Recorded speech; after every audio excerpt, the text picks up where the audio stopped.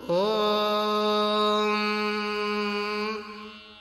श्रीकान्तो मातुलो यस्य जननी सर्वमङ्गला जनकः शङ्करो देवस्तं वन्दे कुञ्जराननम्। ॐ श्रीमहागणपतये नमः। ॐ या देवी स्तूयते नित्यं विबुधैर्वेदपारगैः सा मे वसतु जिह्वाग्रे ब्रह्मरूपा सरस्वती। ॐ श्रीमहासरस्वत्यै नमः। ॐ निधये सर्वविद्यानां भिषजे भवरोगिणां गुरवे सर्वलोकानां दक्षिणामूर्तये नमः। ॐ नमो भगवते श्रीदक्षिणामूर्तये नमो नमः। ॐ गुरुर्ब्रह्मा गुरुर्विष्णुर्गुरुर्देवो महेश्वरः गुरुरेव परं ब्रह्म तस्मै श्रीगुरवे नमः। ॐ श्रीसद्गुरुचरणारविन्दाभ्यां नमो नमः। ॐ पार्थाय प्रतिबोधितां भगवता नारायणेन स्वयं व्यासेन ग्रथितां पुराणमुनिना मध्ये महाभारतम् अद्वैतामृतवर्षिणीं भगवतीम् अष्टादशाध्यायिनीम् अम्ब त्वामनुसन्दधामि भगवद्गीते भवद्वेषिणीम्। नमोऽस्तु ते व्यासविशालबुद्धे फुल्लारविन्दायतपत्रनेत्र येन त्वया भारततैलपूर्णः प्रज्वालितो ज्ञानमयः प्रदीपः। प्रपन्नपारिजाताय स्तोत्रवेत्रैकपाणये ज्ञानमुद्राय कृष्णाय गीतामृतदुहे नमः। सर्वोपनिषदो गावः दोग्धा गोपालनन्दनः पार्थो वत्सः सुधीर्भोक्ता दुग्धं गीतामृतं महत्। वसुदेवसुतं देवं कंसचाणूरमर्दनं देवकी परमानन्दं कृष्णं वन्दे जगद्गुरुम्। भीष्मद्रोणतटा जयद्रथजला गान्धारनीलोत्पला शल्यग्राहवती कृपेण वहनी कर्णेन वेलाकुला। अश्वत्थामविकर्णघोरमकरा दुर्योधनावर्तिनी सोत्तीर्णा खलु पाण्डवैर्णनदी कैवर्तकः केशवः। पाराशर्यवचः सरोजममलं गीतार्थगन्धोत्कटं नानाख्यानककेसरं हरिकथा सम्बोधनाबोधितम्। लोके सज्जनषट्पदैरहरहः पेपीयमानं मुदा भूयाद्भारतपङ्कजं कलिमल प्रध्वंसिनः श्रेयसे। मूकं करोति वाचालं पङ्गुं लङ्घयते गिरिं यत्कृपातमहं वन्दे परमानन्दमाधवम् यं ब्रह्मा वरुणेन्द्ररुद्रमरुतः स्तुन्वन्ति दिव्यैस्तवैः वेदैः साङ्गपदक्रमोपनिषदैः गायन्ति यं सामगाः ध्यानावस्थिततद्गतेन मनसा पश्यन्ति यं योगिनः यस्यान्तं न विदुःसुरासुरगणाः देवाय तस्मै नमः।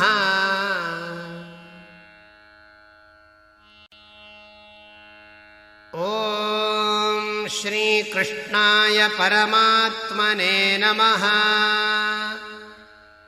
श्रीमद्भगवद्गीता अथ प्रथमोऽध्यायः। अर्जुनविषादयोगः। धृतराष्ट्र उवाच धर्मक्षेत्रे कुरुक्षेत्रे समवेतायुयुत्सवः मामकाः पाण्डवाश्चैव किमकुर्वत सञ्जय।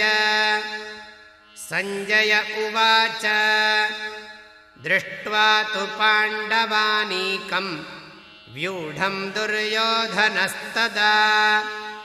आचार्यमुपसङ्गम्य राजा वचनमब्रवीत् पश्यैतां पाण्डुपुत्राणाम् आचार्यमहतीं च मूम् व्यूढां द्रुपदपुत्रेण तव शिष्येण धीमता अत्र शूरा महेश्वासाः भीमार्जुनसमायुधि युयुधानो विराटश्च द्रुपदश्च महारथः दृष्टकेतुश्चेकितानः काशिराजश्च वीर्यवान् पुरुजित्कुन्तिभोजश्च शैब्यश्च नरपुङ्गवः युधामन्युश्च विक्रान्तः उत्तमौजाश्च वीर्यवान् सौभद्रो द्रौपदेयाश्च सर्व एव महारथाः अस्माकं तु विशिष्टाये तान्निबोधद्विजोत्तम नायका मम सैन्यस्य संज्ञार्थं तान् ब्रवीमि ते। भवान् भीष्मश्च कर्णश्च कृपश्च समितिञ्जयः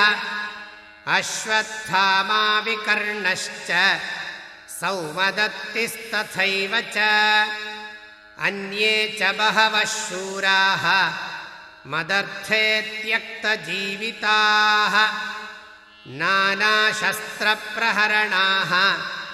सर्वे युद्धविशारदाः अपर्याप्तं तदस्माकं बलं भीष्माभिरक्षितं पर्याप्तं त्विदमेतेषां बलं भीमाभिरक्षितम् अयनेषु च सर्वेषु यथा भागमवस्थिताः भीष्ममेवाभिरक्षन्तु भवन्तः सर्व एव हि। तस्य सञ्जनयन् हर्षं कुरु वृद्धः पितामहः सिंहनादं विनद्योच्चैः शङ्खं दध्मौ प्रतापवान् ततः शङ्खाश्च भैर्यश्च पणवानकगोमुखाः सहसैवाभ्यहन्यन्त सशब्दस्तु मुलोऽभवत् ततः श्वेतैर्हयैर्युक्ते महति स्यन्दने स्थितौ माधवः पाण्डवश्चैव दिव्यौ शङ्खौ प्रदध्मतुः पाञ्चजन्यं हृषीकेशः देवदत्तं धनञ्जयः पौण्ड्रं दध्मौ महाशङ्खं भीमकर्मावृकोदरः अनन्तविजयं राजा कुन्तीपुत्रो युधिष्ठिरः नकुलः सहदेवश्च सुघोषमणिपुष्पकौ काश्यश्च परमेश्वासः शिखण्डी च महारथः दृष्टद्युम्नो विराटश्च सात्यकिश्चापराजितः द्रुपदो द्रौपदेयाश्च सर्वशः पृथिवीपते सौभद्रश्च महाबाहुः शङ्खान् दद्मुः पृथक् पृथक् सघोषोधार्तराष्ट्राणां हृदयानि व्यदारयत्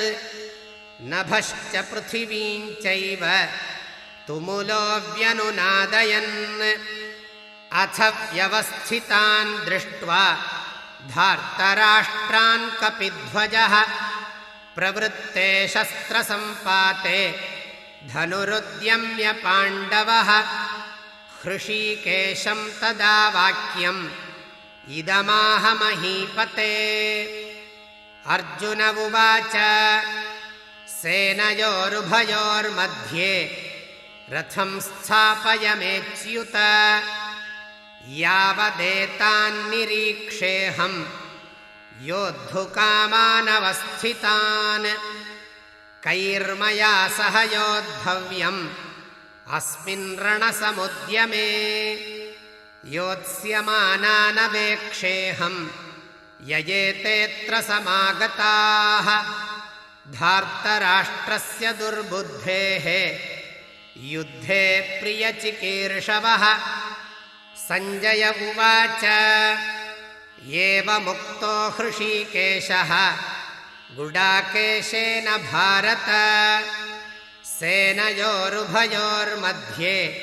स्थापयित्वा रथोत्तमम् भीष्मद्रोणप्रमुखतः सर्वेषाञ्च महीक्षिताम् उवाच पार्थ पश्यैतान् समवेतान् कुरूनिति तत्रापश्यत् स्थितान् पार्थः पितॄनथ पितामहान् आचार्यान् मातुलान् भ्रातॄन् पुत्रान् पौत्रान् सखींस्तथा श्वशुरान् सुहृदश्चैव सेनयोरुभयोरपि तान् समीक्ष्य स कौन्तेयः सर्वान् बन्धूनवस्थितान् कृपया परयाविष्टः विषीदन्निदमब्रवीत् अर्जुन उवाच दृष्ट्वेमं स्वजनं कृष्ण युयुत्सुं समुपस्थितम् सीदन्ति मम गात्राणि मुखं च परिशुष्यति वेपथुश्च शरीरे मे रोमहर्षश्च जायते गाण्डीवं स्रंसते हस्तात् त्वक्चैव परिदह्यते न च शक्नोम्यवस्थातुं भ्रमतीव च मे मनः निमित्तानि च पश्यामि विपरीतानि केशव न च श्रेयोनुपश्यामि हत्वा स्वजनमाहवे न काङ्क्षे विजयं कृष्ण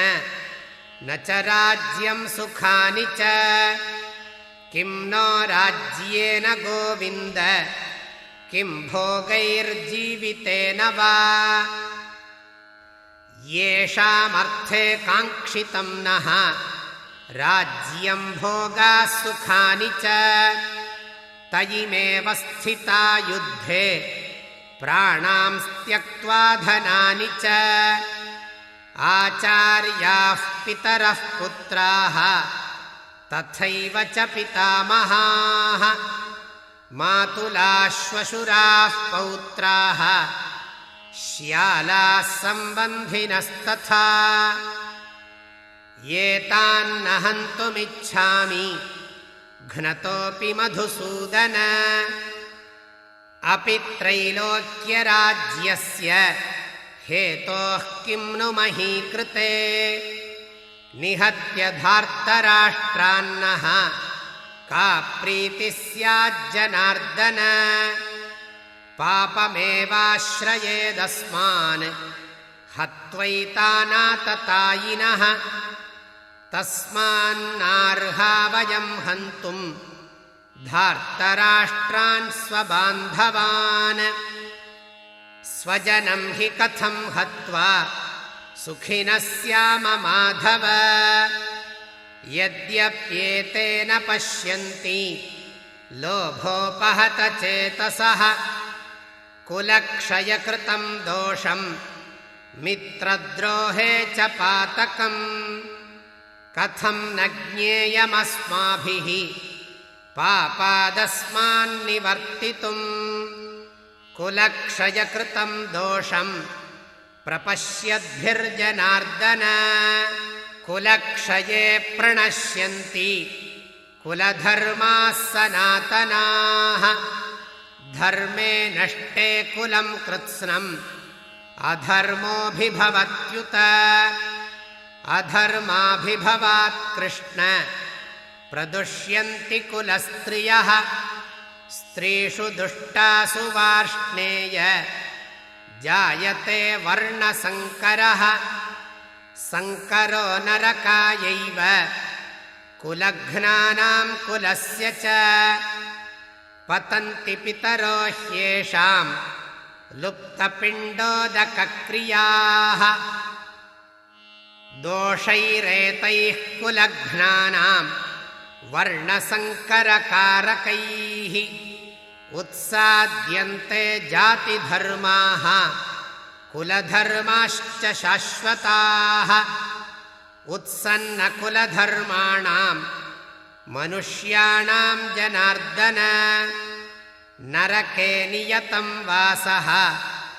भवतीत्यनुशुश्रुम अहो बत महत्पापं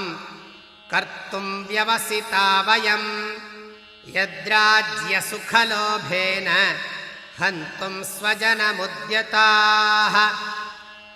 यदि मामप्रतीकारम् अशस्त्रं शस्त्रपाणयः धार्तराष्ट्रारणे हन्युः तन्मे क्षेमतरं भवेत् सञ्जय उवाच एवमुक्त्वार्जुनः सङ्ख्ये रथोपस्थ उपाविशत् विसृज्य सशरं चापं शोकसंविघ्नमानसः ॐ तत्सत् इति श्रीमद्भगवद्गीतासु उपनिषत्सु ब्रह्मविद्यायां योगशास्त्रे श्रीकृष्णार्जुनसंवादे अर्जुनविषादयोगो नाम प्रथमोऽध्यायः। श्रीकृष्णार्पणमस्तु।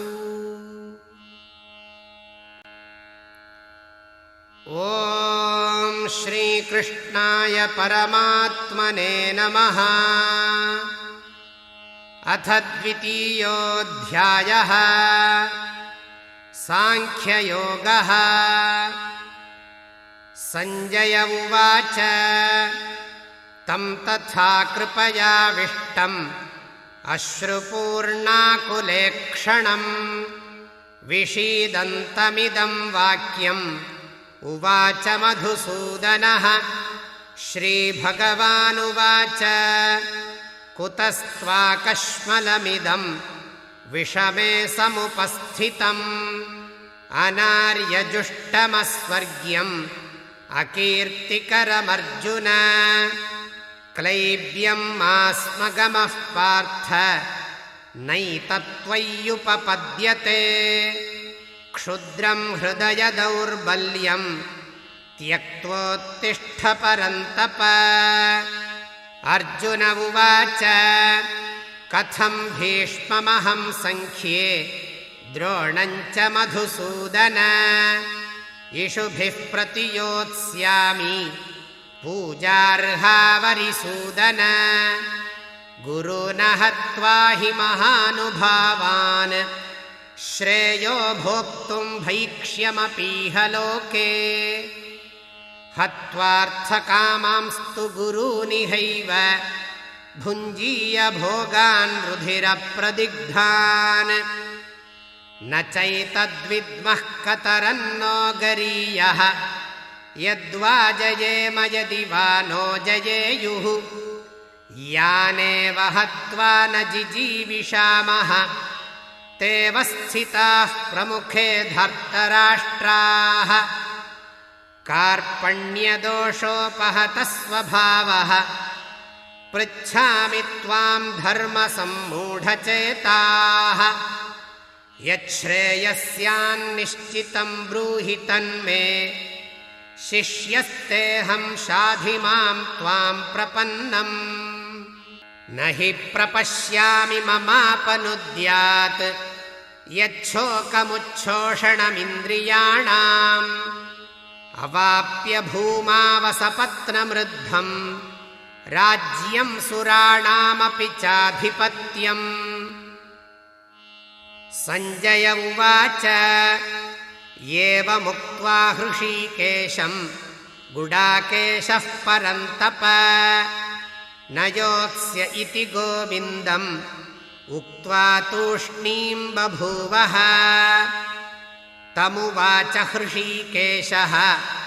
प्रहसन्निव भारत सेनयोरुभयोर्मध्ये विषीदन्तमिदं वचः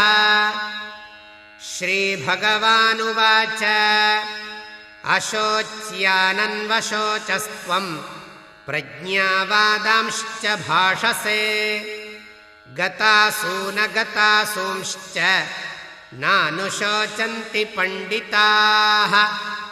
न त्वेवाहं जातु नासं न त्वं नेमे जनाधिपाः न चैव न भविष्यामः सर्वे वयमतः परम् देहिनोऽस्मिन् यथा देहे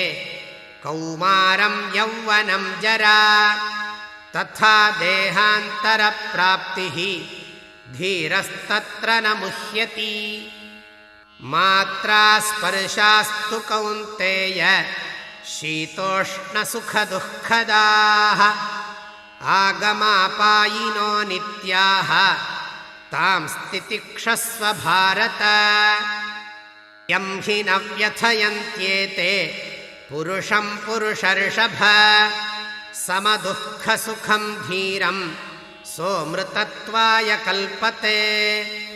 नासतो विद्यते भावः नाभावो विद्यते सतः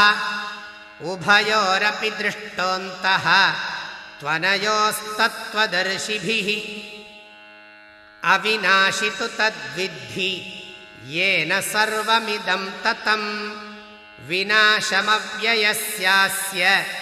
न कश्चित् कर्तुमर्हति अन्तवन्त इमे देहाः नित्यस्योक्ताः शरीरिणः अनाशिनो प्रमेयस्य तस्माद्युध्यस्व भारत ययेनं वेत्ति हन्तारं यश्चैनं मन्यते हतम् उभौ तौ न विजानीतः नायं हन्ति न हन्यते न जायते म्रियते वा कदाचित् नायं भूत्वा भविता वा न भूयः अजो नित्यः शाश्वतोऽयं पुराणः न हन्यते हन्यमाने शरीरे वेदाविनाशिनं नित्यं ययेनमजमव्ययम् कथं स पुरुषः पार्थ कं घातयति हन्तिकम् वासांसि जीर्णानि यथा विहाय नवानि गृह्णाति नरोपराणि तथा शरीराणि विहाय जीर्णानि अन्यानि संयाति नवानि देहि नैनं छिन्दन्ति शस्त्राणि नैनं दहति पावकः न चैनं क्लेदयन्त्यापः न शोषयति मारुतः अच्छेद्योऽयमदाह्योऽयम् अक्लेद्यो शोष्य एव च नित्यः सर्वगतस्थाणुः अचलोऽयं सनातनः अव्यक्तोऽयमचिन्त्योऽयम् अविकार्योऽयमुच्यते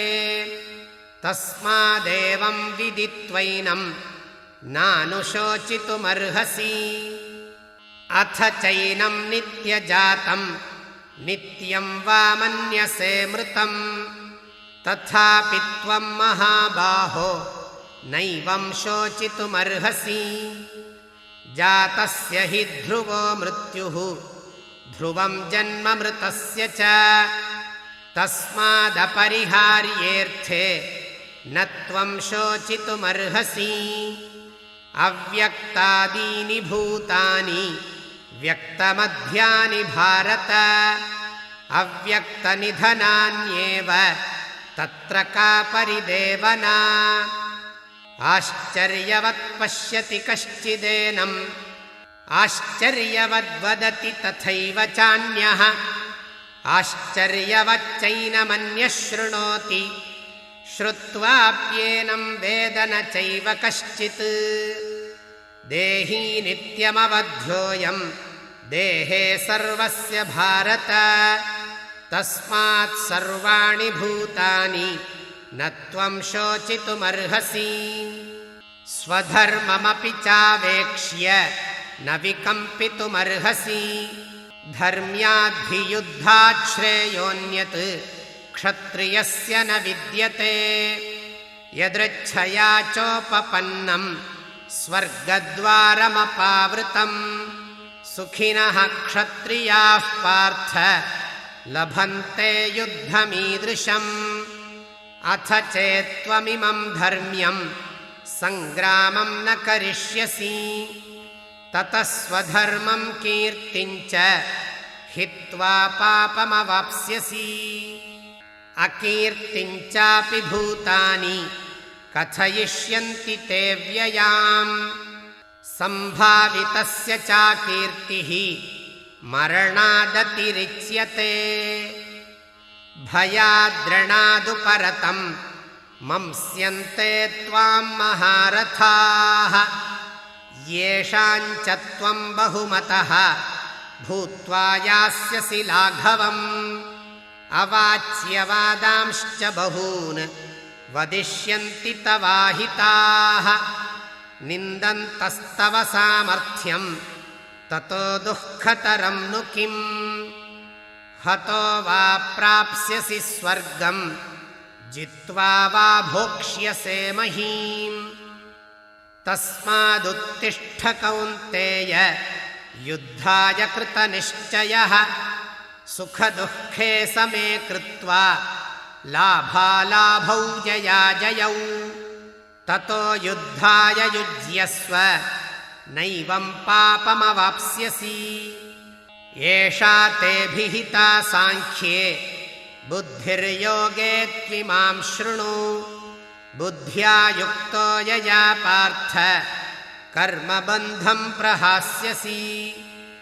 नेहाभिक्रमनाशोऽस्ति प्रत्यवायो न विद्यते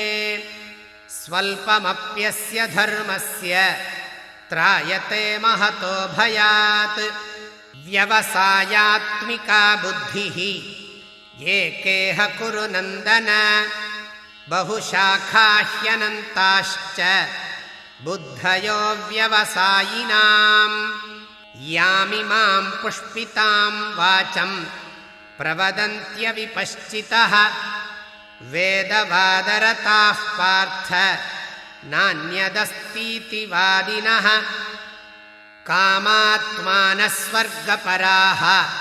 जन्मकर्मफलप्रदां क्रियाविशेषबहुलां भोगैश्वर्यगतिं प्रति भोगैश्वर्यप्रसक्तानां तयापहृतचेतसां व्यवसायात्मिका बुद्धिः समाधौ न विधीयते त्रैगुण्यविषया वेदाः निस्त्रैगुण्यो भवार्जुन निर्द्वन्द्वो नित्यसत्त्वस्थः निर्योगक्षेम आत्मवान् यावानर्थबुदपाने सर्वतः सम्प्लुतोदके तावान् सर्वेषु वेदेषु ब्राह्मणस्य विजानतः कर्मण्येवाधिकारस्ते मा फलेषु कदाचन मा कर्मफलहेतुर्भूः मा ते सङ्गोऽस्त्वकर्मणि योगस्थः कुरु कर्माणि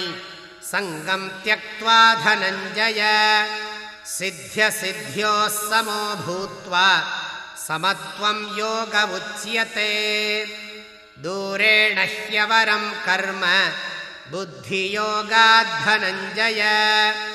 बुद्धौ शरणमन्विच्छ कृपणाः फलहेतवः बुद्धियुक्तो जहातीह उभे सुकृतदुष्कृते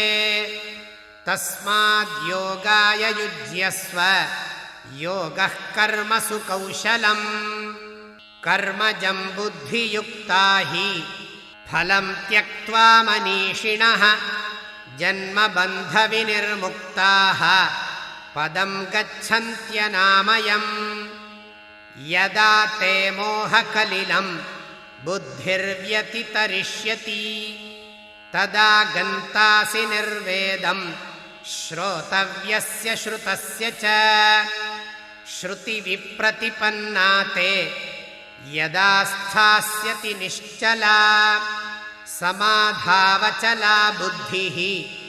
तदा योगमवाप्स्यसि अर्जुन उवाच स्थितप्रज्ञस्य का भाषा समाधिस्थस्य केशव स्थितधीः किं प्रभाषेत किमासीत व्रजेत किम् श्रीभगवानुवाच प्रजहाति यदा कामान् सर्वान् पार्थमनोगतान् आत्मन्येवात्मना तुष्टः स्थितप्रज्ञस्तदोच्यते दुःखेष्वनुद्विग्नमनाः सुखेषु विगतस्पृहः वीतरागभयक्रोधः स्थितधीर्मुनिरुच्यते यः सर्वत्रानभिस्नेहः तत्तत्प्राप्य शुभाशुभम् नाभिनन्दति न द्वेष्टि तस्य प्रज्ञा प्रतिष्ठिता यदा संहरते चायं कूर्मोऽङ्गानीव सर्वशः इन्द्रियाणीन्द्रियार्थेभ्यः तस्य प्रज्ञा प्रतिष्ठिता विषया विनिवर्तन्ते निराहारस्य देहिनः रसवर्जं रसोऽप्यस्य परं दृष्ट्वा निवर्तते यततो ह्यपि कौन्तेय पुरुषस्य विपश्चितः इन्द्रियाणि प्रमाथीनि हरन्ति प्रसभं मनः तानि सर्वाणि संयम्य युक्त आसीत मत्परः वशे हि यस्येन्द्रियाणि तस्य प्रज्ञा प्रतिष्ठिता ध्यायतो विषयान् पुंसः सङ्गस्तेषूपजायते सङ्गात् सञ्जायते कामः कामात् क्रोधोऽभिजायते क्रोधात् भवति सम्मोहः सम्मोहात् स्मृतिविभ्रमः स्मृतिभ्रंशात् बुद्धिनाशः बुद्धिनाशात् प्रणश्यति रागद्वेषवियुक्तैस्तु विषयानिन्द्रियैश्चरन् आत्मवश्यैर्विधेयात्मा प्रसादमधिगच्छति प्रसादे सर्वदुःखानां हानिरस्योपजायते प्रसन्नचेतसो ह्याशु बुद्धिः पर्यवतिष्ठते नास्ति बुद्धिरयुक्तस्य न चायुक्तस्य भावना न चाभावयतः शान्तिः अशान्तस्य कुतः सुखम् इन्द्रियाणां हि चरतां यन्मनोनुविधीयते तदस्य हरति प्रज्ञां वायुर्नावमिवाम्भसि तस्माद्यस्य महाबाहो निगृहीतानि सर्वशः इन्द्रियाणीन्द्रियार्थेभ्यः तस्य प्रज्ञा प्रतिष्ठिता या निशा सर्वभूतानां तस्यां जागर्ति संयमी यस्यां जाग्रति भूतानि सा निशा पश्यतो मुनेः आपूर्यमाणमचलप्रतिष्ठं समुद्रमापः प्रविशन्ति यद्वत् तद्वत्कामायं प्रविशन्ति सर्वे स शान्तिमाप्नोति न कामकामी विहाय कामान् यः सर्वान् पुमांश्चरति निःस्पृहः निर्ममो निरहङ्कारः स शान्तिमधिगच्छति एषा ब्राह्मी स्थितिः पार्थ नैनां प्राप्य विमुह्यति स्थित्वा स्यामन्तकालेऽपि ब्रह्मनिर्वाणमृच्छति ॐ तत्सत् इति श्रीमद्भगवद्गीतासु उपनिषत्सु ब्रह्मविद्यायां योगशास्त्रे श्रीकृष्णार्जुनसंवादे सांख्ययोगो नाम द्वितीयोऽध्यायः। श्रीकृष्णार्पणमस्तु। ॐ श्रीकृष्णाय परमात्मने नमः। अथ तृतीयोऽध्यायः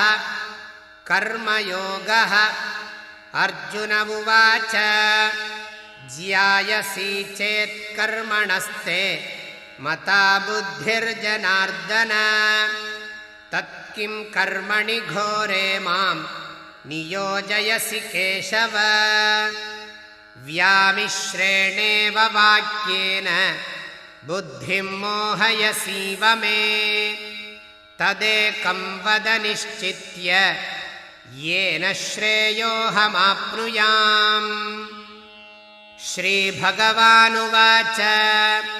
लोकेऽस्मिन् द्विविधा निष्ठा पुरा प्रोक्ता मया नघ ज्ञानयोगेन साङ्ख्यानां कर्मयोगेन योगिनां न कर्मणामनारम्भात् नैष्कर्म्यं पुरुषोऽश्नुते न च सन्न्यसनादेव सिद्धिं समधिगच्छति न हि कश्चित् क्षणमपि जातु तिष्ठत्यकर्मकृत् कार्यते ह्यवशः कर्म सर्वः प्रकृतिजैर्गुणैः कर्मेन्द्रियाणि संयम्य य आस्ते मनसा स्मरन् इन्द्रियार्थान् विमूढात्मा मिथ्याचारः स उच्यते यस्त्विन्द्रियाणि मनसा नियम्यारभतेऽर्जुन कर्मेन्द्रियैः कर्मयोगम् असक्तः स विशिष्यते नियतं कुरु कर्म त्वं कर्म ज्यायो ह्यकर्मणः शरीरयात्रापि च ते न प्रसिद्ध्येद कर्मणः यज्ञार्थात् कर्मणोऽन्यत्र लोकोऽयं कर्मबन्धनः तदर्थं कर्म कौन्तेय मुक्तसङ्गः समाचर सह यज्ञाः प्रजाः सृष्ट्वा पुरोवाच प्रजापतिः अनेन प्रसविष्यध्वं येषवोऽस्त्विष्टकामधुक् देवान् भावयतानेन ते देवा भावयन्तु वः परस्परं भावयन्तः श्रेयः परमवाप्स्यथ इष्टान् भोगान् हि वो देवाः दास्यन्ते यज्ञभाविताः तैर्दत्तानप्रदायैभ्यः यो भुङ्क्तेस्तेन एव सः यज्ञशिष्टाशिनः सन्तः मुच्यन्ते सर्वकिल्बिषैः भुञ्जते ते त्वघं पापाः ये पचन्त्यात्मकारणात् अन्नाद्भवन्ति भूतानि पर्जन्यादन्नसम्भवः यज्ञाद्भवति पर्जन्यः यज्ञः कर्म समुद्भवः कर्म ब्रह्मोद्भवं विद्धि ब्रह्माक्षरसमुद्भवम् तस्मात् सर्वगतं ब्रह्म नित्यं यज्ञे प्रतिष्ठितम् एवं प्रवर्तितं चक्रं नानुवर्तयतीह यः अघायुरिन्द्रिया रामः मोघं पार्थ स जीवति यस्त्वात्मरतिरेव स्यात् आत्मतृप्तश्च मानवः आत्मन्येव च सन्तुष्टः तस्य कार्यं न विद्यते नैव तस्य कृतेनार्थः न कृतेनेह कश्चन न चास्य सर्वभूतेषु कश्चिदर्थव्यपाश्रयः तस्मादसक्तः सततं कार्यं कर्म समाचर असक्तो ह्याचरन् कर्म परमाप्नोति पूरुषः कर्मणैव हि संसिद्धिम् आस्थिता जनकादयः लोकसङ्ग्रहमेवापि सम्पश्यन् कर्तुमर्हसि यद्यदाचरति श्रेष्ठः तत्तदेवेतरो जनः स यत्प्रमाणं कुरुते लोकस्तदनुवर्तते न मे पार्थास्ति कर्तव्यं त्रिषु लोकेषु किञ्चन नानवाप्तमवाप्तव्यं वर्त एव च कर्मणि यदि ह्यहं न वर्तेयं जातु कर्मण्यतन्द्रितः मम वर्त्मानुवर्तन्ते मनुष्याः पार्थ सर्वशः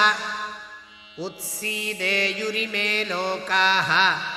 न कुर्यां कर्म चेदहम् संकरस्य च कर्ता स्याम् उपहन्यामि माः प्रजाः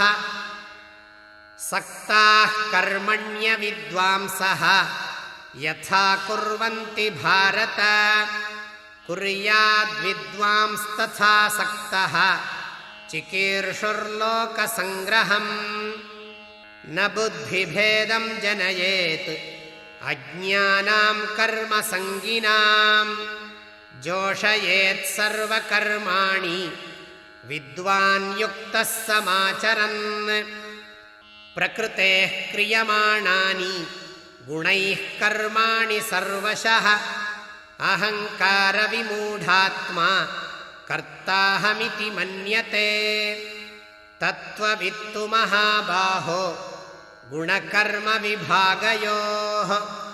गुणागुणेषु वर्तन्ते इति मत्वा न सज्जते प्रकृतेर्गुणसम्मूढाः सज्जन्ते गुणकर्मसु तान कृत्स्नविदो मन्दान् कृत्स्नविन्न विचालयेत् मयि सर्वाणि कर्माणि सन्न्यस्याध्यात्मचेतसा निराशीर्निर्ममो भूत्वा युध्यस्व विगतज्वरः ये मे मतमिदं नित्यम् अनुतिष्ठन्ति मानवाः श्रद्धावन्तो न सूयन्तः मुच्यन्ते तेऽपि कर्मभिः ये त्वेतदभ्यसूयन्तः नानुतिष्ठन्ति मे मतम् सर्वज्ञानविमूढांस्तान्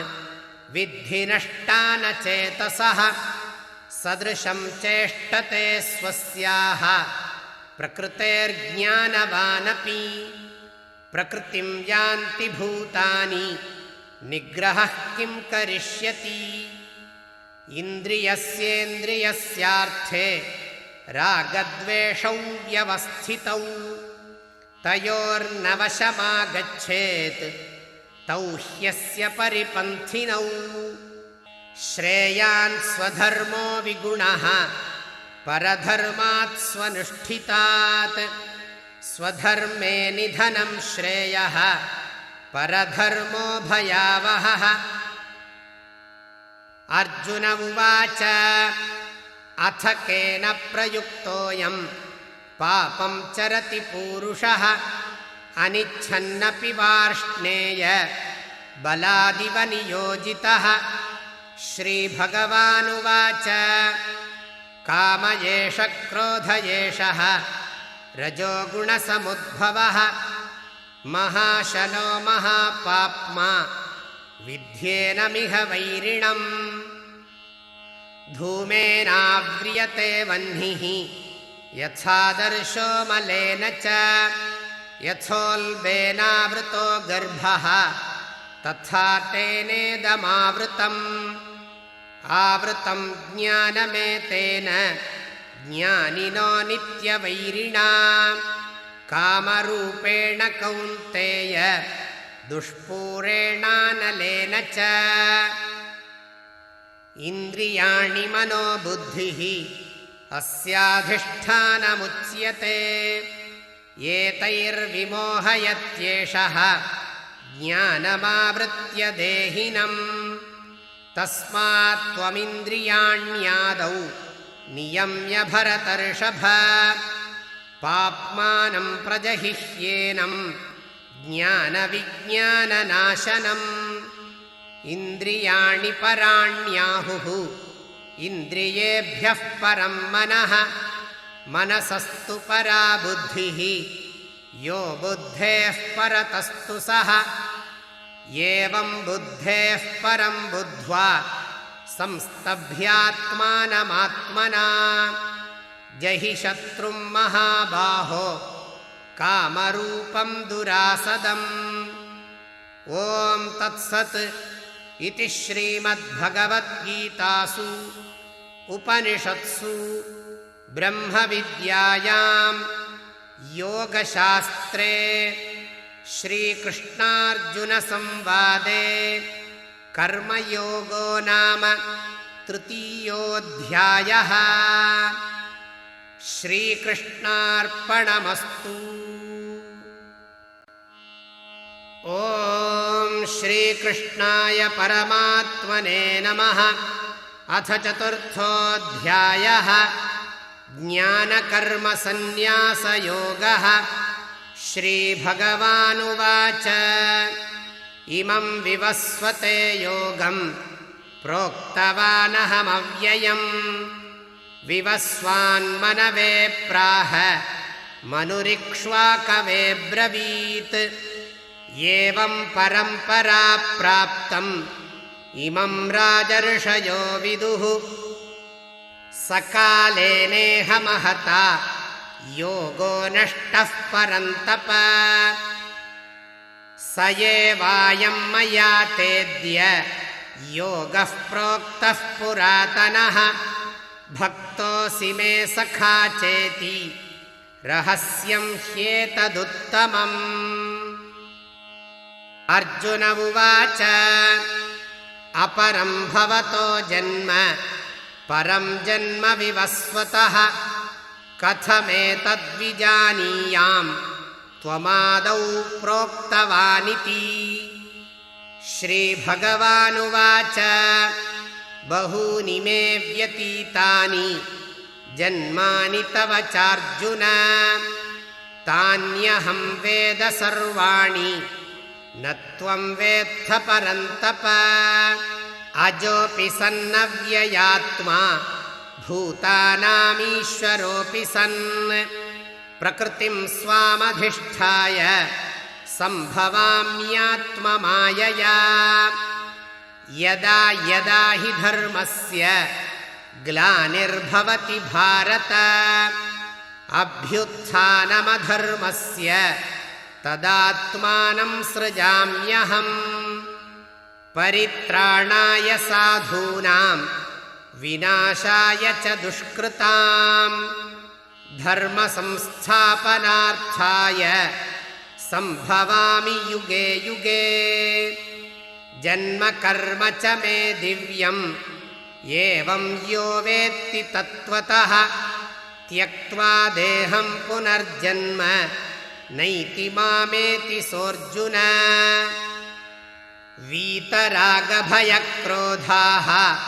मन्मया मामुपाश्रिताः बहवो ज्ञानतपसा पूता मद्भावमागताः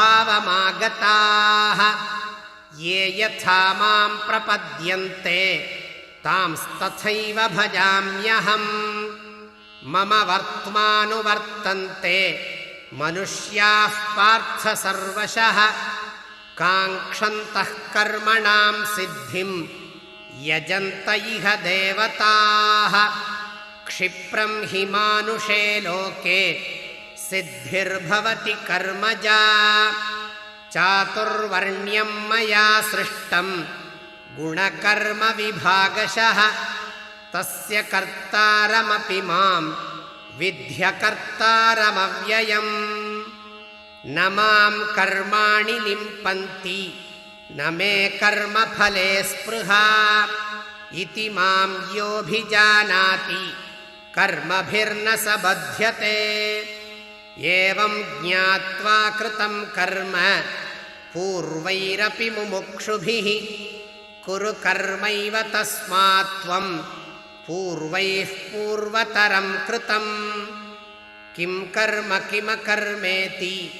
कवयोऽप्यत्र मोहिताः तत्ते कर्म प्रवक्ष्यामि यज्ञात्वा मोक्ष्यसे शुभात् कर्मणो ह्यपि बोद्धव्यं बोद्धव्यं च विकर्मणः अकर्मणश्च बोद्धव्यं गहना कर्मणो गतिः कर्मण्यकर्म यः पश्येत् अकर्मणि च कर्म यः स बुद्धिमान् मनुष्येषु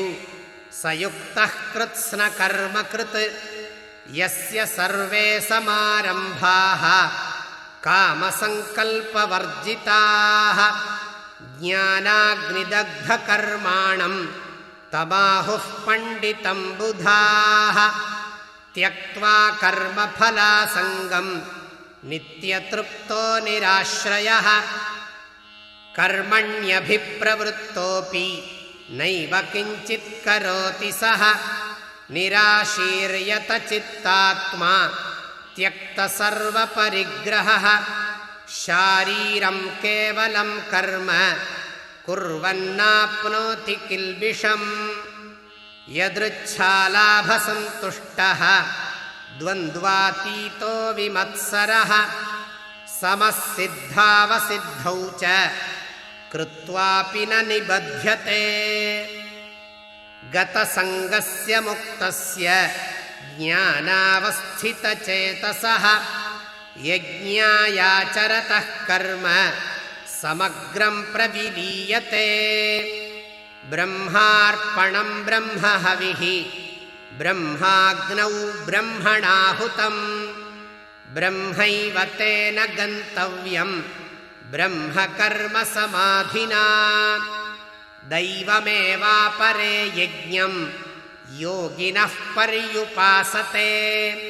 ब्रह्माज्ञावपरे यज्ञं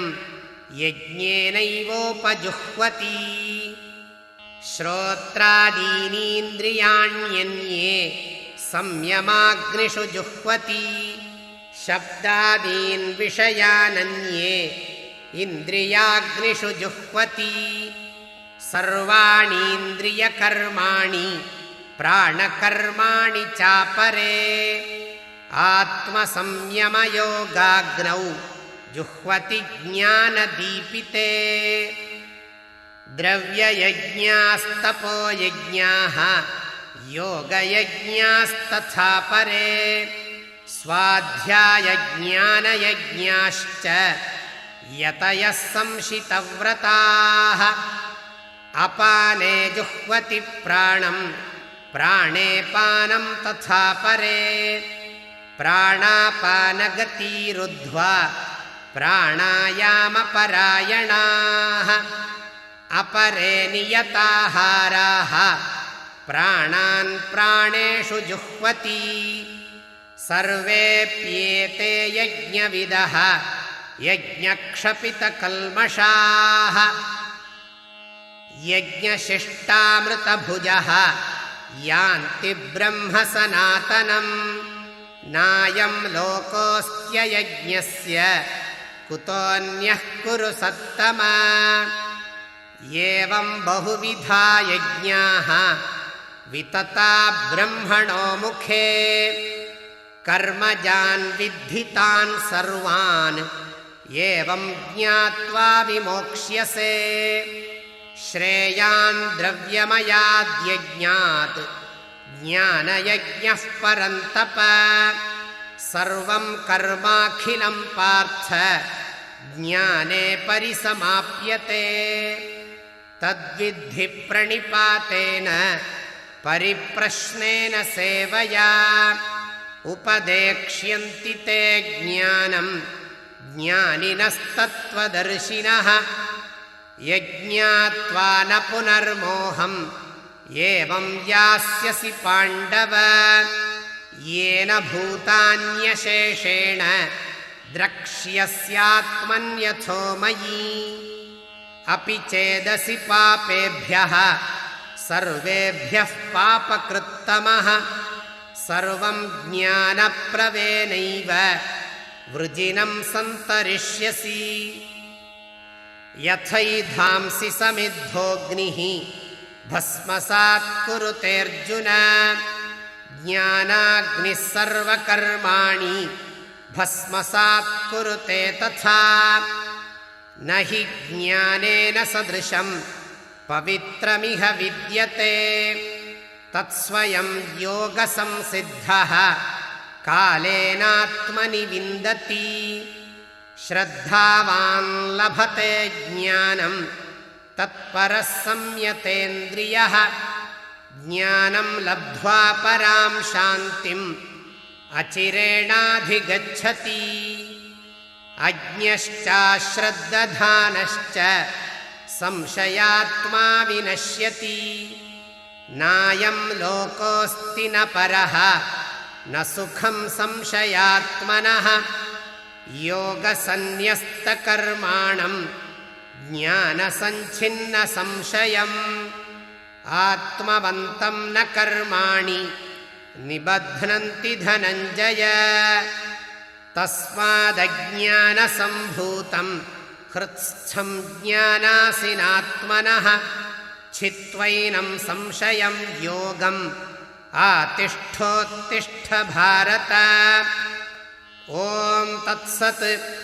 इति श्रीमद्भगवद्गीतासु उपनिषत्सु ब्रह्मविद्यायां योगशास्त्रे श्रीकृष्णार्जुनसंवादे ज्ञानकर्मसन्न्यासयोगो नाम चतुर्थोऽध्यायः। श्रीकृष्णार्पणमस्तु। ॐ श्रीकृष्णाय परमात्मने नमः। अथ पञ्चमोऽध्यायः सन्न्यासयोगः। अर्जुन उवाच सन्न्यासं कर्मणां कृष्ण पुनर्योगं च शंससि यच्छ्रेययेतयोरेकं तन्मे ब्रूहि सुनिश्चितम्। श्रीभगवानुवाच सन्न्यासः कर्मयोगश्च निःश्रेयसकरावुभौ तयोस्तु कर्मसन्न्यासात् कर्मयोगो विशिष्यते। ज्ञेयः स नित्यसन्न्यासी यो न द्वेष्टि न काङ्क्षति निर्द्वन्द्वो हि महाबाहो सुखं बन्धात् प्रमुच्यते। स साङ्ख्ययोगौ पृथक् बालाः प्रवदन्ति न पण्डिताः एकमप्यास्थितः सम्यक् उभयोर्विन्दते फलम् यत्साङ्ख्यैः प्राप्यते स्थानं तद्योगैरपि गम्यते एकं साङ्ख्यं च योगं च यः पश्यति स पश्यति सन्न्यासस्तु महाबाहो दुःखमाप्तुमयोगतः योगयुक्तो मुनिर्ब्रह्म न चिरेणाधिगच्छति योगयुक्तो विशुद्धात्मा विजितात्मा जितेन्द्रियः सर्वभूतात्मभूतात्मा कुर्वन्नपि न लिप्यते नैव किञ्चित् करोमीति युक्तो मन्येत तत्त्ववित् पश्यन् शृण्वन् स्पृशन् जिघ्रन् अश्नन् गच्छन् स्वपन् श्वसन् प्रलपन् विसृजन् गृह्णन् उन्मिषन् निमिषन्नपि इन्द्रियाणीन्द्रियार्थेषु वर्तन्त इति धारयन् ब्रह्मण्याधाय कर्माणि सङ्गं त्यक्त्वा करोति यः लिप्यते न स पापेन पद्मपत्रमिवाम्भसा कायेन मनसा बुद्ध्या केवलैरिन्द्रियैरपि योगिनः कर्म कुर्वन्ति सङ्गं त्यक्त्वात्मशुद्धये युक्तः कर्मफलं त्यक्त्वा शान्तिमाप्नोति नैष्ठिकीम् अयुक्तः कामकारेण फले सक्तो निबध्यते सर्वकर्माणि मनसा सन्न्यस्यास्ते सुखं वशी नवद्वारे पुरे देहि नैव कुर्वन्न कारयन् न कर्तृत्वं न कर्माणि लोकस्य सृजति प्रभुः न कर्मफलसंयोगं स्वभावस्तु प्रवर्तते नादत्ते कस्यचित् पापं न चैव सुकृतं विभुः अज्ञानेनावृतं ज्ञानं तेन मुह्यन्ति जन्तवः ज्ञानेन तु तदज्ञानं येषां नाशितमात्मनः तेषामादित्यवज्ञानं प्रकाशयति तत्परम् तद्बुद्धयस्तदात्मानः तन्निष्ठास्तत्परायणाः गच्छन्त्यपुनरावृत्तिं ज्ञाननिर्धूतकल्मषाः विद्याविनयसम्पन्ने ब्राह्मणे गविहस्तिनि शुनि चैव श्वपाके च पण्डिताः समदर्शिनः इहैव तैर्जितः सर्गः येषां साम्ये स्थितं मनः निर्दोषं हि समं ब्रह्म तस्माद् ब्रह्मणि ते स्थिताः न प्रहृष्येत् प्रियं प्राप्य नोद्विजेत् प्राप्य चाप्रियं स्थिरबुद्धिरसम्मूढः ब्रह्मविद्ब्रह्मणि स्थितः बाह्यस्पर्शेष्वसक्तात्मा विन्दत्यात्मनि यत्सुखं स ब्रह्मयोगयुक्तात्मा सुखमक्षयमश्नुते ये हि संस्पर्शजा भोगाः दुःखयोनय एव ते आद्यन्तवन्तः कौन्तेय न तेषु रमते बुधः शक्नोतीहैव यः सोढुं प्राक्शरीरविमोक्षणात् कामक्रोधोद्भवं वेगं स युक्तः स सुखी नरः योऽन्तः सुखोऽन्तरारामः तथान्तर्ज्योतिरेव यः स योगी ब्रह्मनिर्वाणं ब्रह्मभूतोऽधिगच्छति लभन्ते ब्रह्मनिर्वाणं ऋषयः क्षीणकल्मषाः छिन्नद्वैधायतात्मानः सर्वभूतहिते रताः कामक्रोधवियुक्तानां यतीनां यतचेतसाम् अभितो ब्रह्मनिर्वाणं वर्तते विदितात्मनाम् स्पर्शान् कृत्वा बहिर्बाह्यान् चक्षुश्चैवान्तरे भ्रुवोः प्राणापानौ समौ कृत्वा नासाभ्यन्तरचारिणौ